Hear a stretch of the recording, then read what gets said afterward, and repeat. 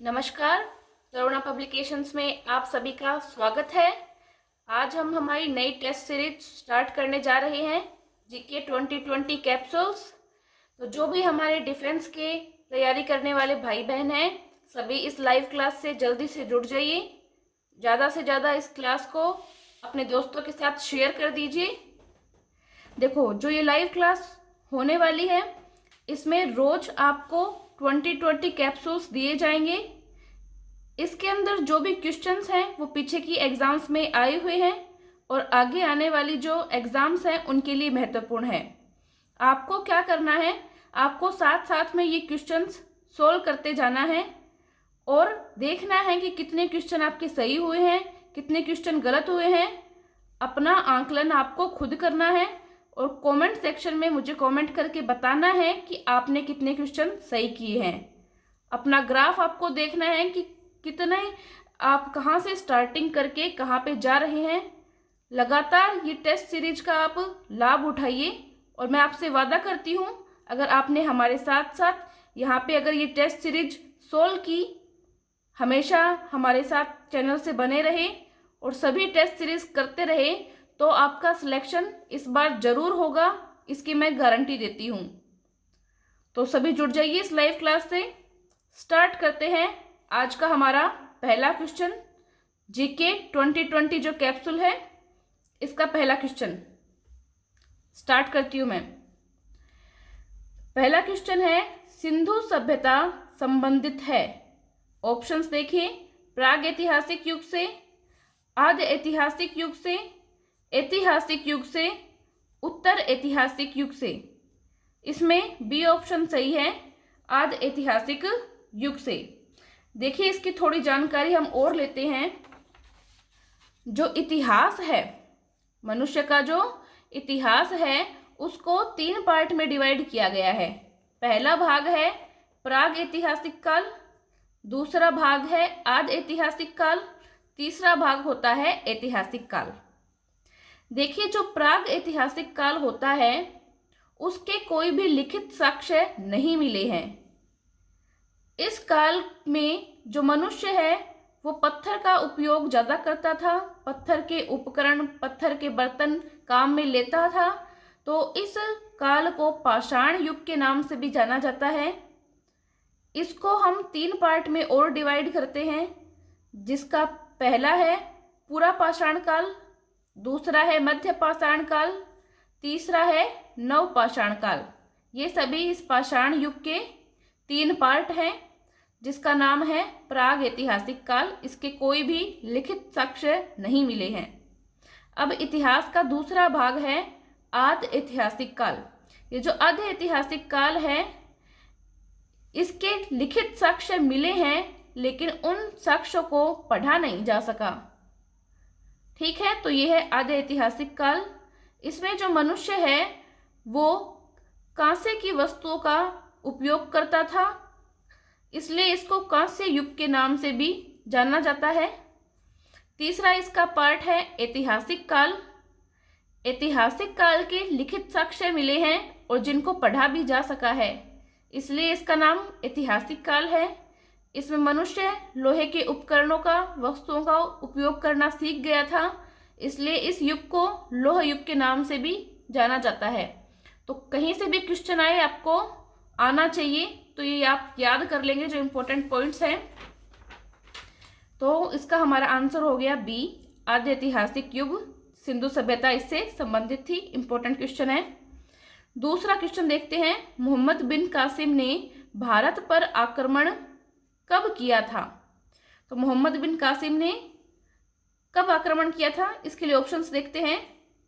712 ईस्वी, 825 ईस्वी, 1025 ईस्वी, 1027 ईस्वी। इसका ए ऑप्शन सही होगा। 712 ईस्वी में मोहम्मद बिन कासिम ने भारत पर आक्रमण किया था। तीसरा क्वेश्चन, किस मुगल सम्राट के काल में इंग्लिश ईस्ट इंडिया कंपनी ने भारत में सर्वप्रथम कारखाना स्थापित किया? इंपॉर्टेंट क्वेश्चन है, कई बार आया हुआ है। ऑप्शंस देखिए, अकबर, जहांगीर, शाहजहां, औरंगजेब। सही ऑप्शन है इसका ऑप्शन बी। जहांगीर के काल में जो ईस्ट इंडिया कंपनी है उसका भारत में प्रथम कारखाना स्थापित किया गया था।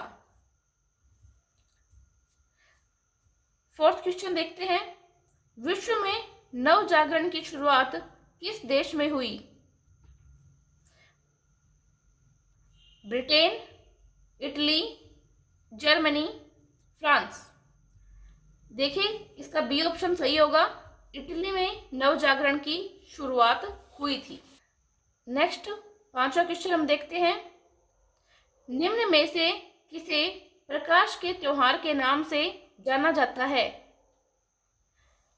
ऑप्शन देखिए, होली, दीपावली, ईद उल फितर, क्रिसमस। हम सभी को पता है कितना आसान क्वेश्चन है।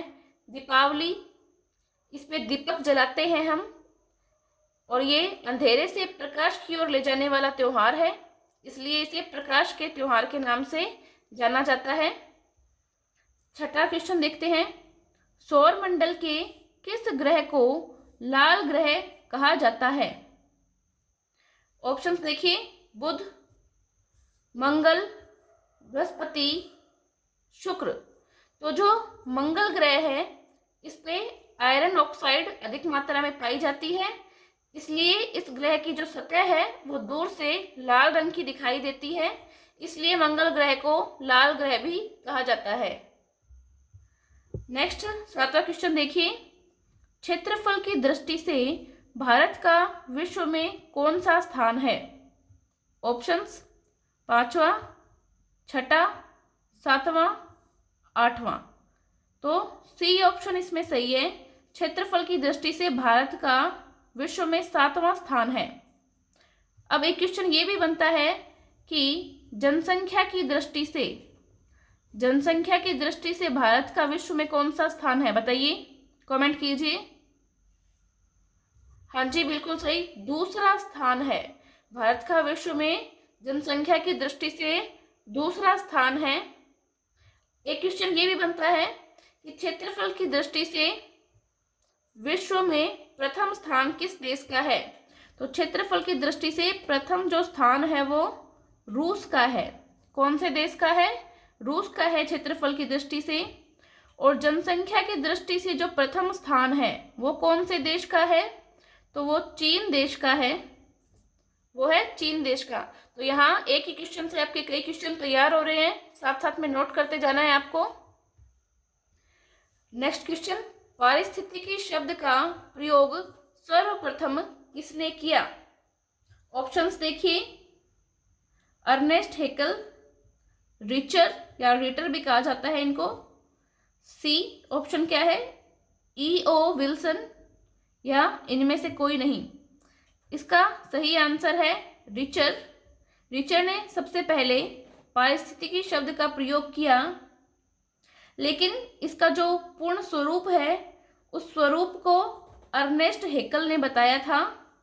इन्होंने एक बुक लिखी थी, उस बुक में इन्होंने पारिस्थितिकी जो शब्द है इसकी पूर्ण रूप से व्याख्या की थी। नेक्स्ट 9 नंबर क्वेश्चन देखते हैं हम। भारतीय संविधान में कितनी अनुसूचियां हैं? इंपॉर्टेंट क्वेश्चन है। ऑप्शन देखिए, 6, 8, 10, 12। तो वर्तमान में भारतीय संविधान में 12 अनुसूचियां हैं। अब कुछ इंपॉर्टेंट बात और कर लेते हैं। वर्तमान में भारत में जो अनुच्छेद हैं वो कितने हैं? 448 है। कितने भागों में डिवाइड है ये? 25 भाग में डिवाइड है। और अनुसूचियां हमने पढ़ी ली हैं कि 12 अनुसूचियां हैं। साथ साथ नोट करते जाना है आपको, ये इंपॉर्टेंट क्वेश्चन है। क्वेश्चन इनमें कहीं से भी बन सकता है। ये तो बात हुई वर्तमान की। कब की बात हुई? ये वर्तमान की बात हुई जब संविधान अपने मूल रूप में आया था। तो संविधान का मूल रूप था जब संविधान बना, उसके बाद में जब संविधान लागू किया गया था उस टाइम जो अनुच्छेद थे वो कितने थे? कमेंट करके बताइए मुझे। हाँ जी, 395 अनुच्छेद थे मूल संविधान में। कितने भाग थे? हाँ जी, 22 भागों में डिवाइड था। और अनुसूचियां कितनी थी मूल संविधान में? ये क्वेश्चन आ चुका है कई बार। 8 अनुसूचियां थी मूल संविधान में। Very good. नेक्स्ट क्वेश्चन देखते हैं, क्वेश्चन नंबर 10। महिलाओं को मताधिकार देने वाला विश्व का प्रथम देश कौन सा है? देखिए ऑप्शंस, भारत, न्यूजीलैंड, चीन, अमेरिका। तो जो न्यूजीलैंड है वो महिलाओं को मताधिकार देने वाला विश्व का प्रथम देश है, याद रख लेंगे। 11वां क्वेश्चन देखते हैं, भारत रत्न किस क्षेत्र में उत्कृष्ट योगदान हेतु प्रदान किया जाता है? हमें पहले पता होना चाहिए जो भारत रत्न है वो हमारे देश भारत का सबसे बड़ा सम्मान होता है।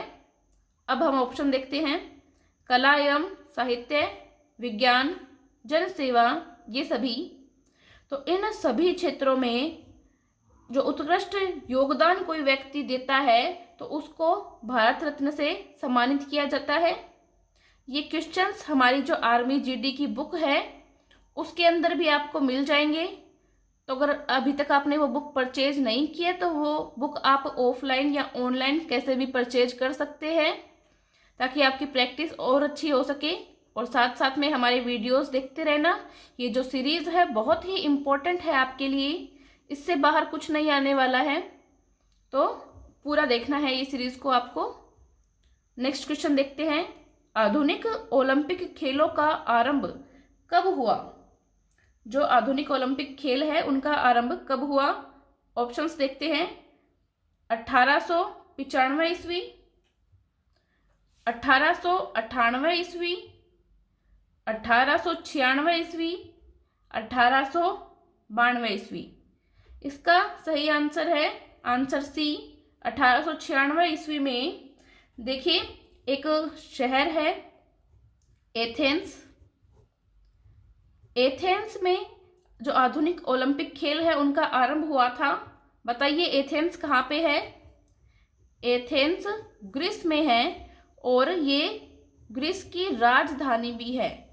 तो ऐसे जो सभी क्वेश्चंस है वो आपको पता होना चाहिए, ठीक है। सी सही होगा इसमें। नेक्स्ट क्वेश्चन देखते हैं, क्वेश्चन नंबर 13। संविधान सभा की प्रथम बैठक कब हुई थी? ऑप्शंस देखिए, 9 दिसंबर 1946 ईस्वी, 11 दिसंबर 1946 ईस्वी, 9 सितंबर 1946 ईस्वी, 11 सितंबर 1946 ईस्वी। सही ऑप्शन क्या होगा इसमें बताइए? काफी बार ये क्वेश्चन एग्जाम में आ चुका है, पता होना चाहिए आपको। ए, 9 दिसंबर 1946 ईस्वी को संविधान सभा की जो प्रथम बैठक है वो हुई थी। इस बैठक के अध्यक्ष कौन थे? ये क्वेश्चन कई बार आया है, बताइए इस बैठक के अध्यक्ष कौन थे? इस बैठक के जो सबसे बुजुर्ग व्यक्ति थे डॉक्टर सच्चिदानंद सिन्हा। क्या नाम है? डॉक्टर सच्चिदानंद सिन्हा। इनको शुरुआत में अस्थायी अध्यक्ष के रूप में नियुक्त किया गया था। ये क्वेश्चन भी पूछा जाता है तो आप साथ में नोट कर लेंगे। Next question, question number 14। मिश्रित अर्थव्यवस्था का अर्थ है? ऑप्शन देखिए, सार्वजनिक एवं निजी उद्योगों का सह अस्तित्व, उद्योगों एवं कृषि की एक साथ वृद्धि, शहरी एवं ग्रामीण उद्योगों का सह अस्तित्व, वृहद लघु एवं कुटीर उद्योगों का सह अस्तित्व। हाँ जी, हम सभी को पता है डी ऑप्शन इसके अंदर सही होगा। Very good. 15वां क्वेश्चन देखते हैं हम, पृथ्वी के गैलेक्सी की आकृति है? बताइए। ऑप्शंस देखो पहले, दीर्घवृत्तीय, वृत्तीय, सर्पिल, परवलय। हाँ जी, सी ऑप्शन इसके अंदर सही होगा, सर्पिल। 16वां क्वेश्चन देखते हैं, कौन विदेशी आक्रमणकारी भारत से कोहिनूर हीरा तथा मयूर सिंहासन उठा ले गया था? ऑप्शंस देखिए, नादिर शाह, अहमद शाह अब्दाली, जमान शाह, तैमूर लंग। इसमें ए ऑप्शन सही है, नादिर शाह ही जो था वो ही कोहिनूर हीरा और मयूर सिंहासन उठा के ले गया था। नादिर शाह सही होगा इसमें। 17 नंबर क्वेश्चन देखते हैं, 17वां क्वेश्चन। भारत का राष्ट्रीय चिन्ह कहाँ से लिया गया? सभी को पता है, कोई बात नहीं, किसी को नहीं पता तो ऑप्शंस देख लेते हैं। सारनाथ स्थित अशोक के सिंह स्तंभ से, दिल्ली स्थित अशोक स्तंभ से, इलाहाबाद स्थित अशोक स्तंभ से, पटना स्थित चंद्रगुप्त मौर्य के महल से। देखो 3 ऑप्शन में अशोक स्तंभ नाम आया है, तो सिर्फ अशोक स्तंभ ही याद रखना आपके लिए पर्याप्त नहीं है। आपको पूरा याद होना चाहिए कि सारनाथ स्थित जो अशोक स्तंभ है, अशोक का जो सिंह स्तंभ है, उससे हमारा राष्ट्रीय चिन्ह लिया गया है। तो ऑप्शन ए सही होगा इसमें। नेक्स्ट क्वेश्चन, इंपॉर्टेंट क्वेश्चन, काफी एग्जाम्स में आ गया है ये। विंग्स ऑफ फायर किस प्रसिद्ध वैज्ञानिक की आत्मकथा है? ऑप्शंस देखिए, जगदीश चंद्र बोस, होमी जहांगीर बाबा, मेघनाथ साहा, एपीजे अब्दुल कलाम। हाँ जी, डी ऑप्शन बिल्कुल सही होगा इसमें। एपीजे अब्दुल कलाम जो कि मिसाइल मैन के नाम से जाने जाते हैं और भारत के पूर्व राष्ट्रपति रह चुके हैं। ये इनकी आत्मकथा है, wings of fire. Question number 19, Sama Chakeva कहाँ का लोक नृत्य है? ऑप्शन देखिए, उत्तर प्रदेश, बिहार, पश्चिम बंगाल, उत्तराखंड। बी ऑप्शन इसमें सही होगा। बिहार में जो कुंवारी कन्याएं होती हैं वो अभिनय के द्वारा ये नृत्य करती हैं, तो ये बिहार का लोक नृत्य है। 20वां क्वेश्चन, पृथ्वी का पहला सफल परीक्षण किस वर्ष किया गया था?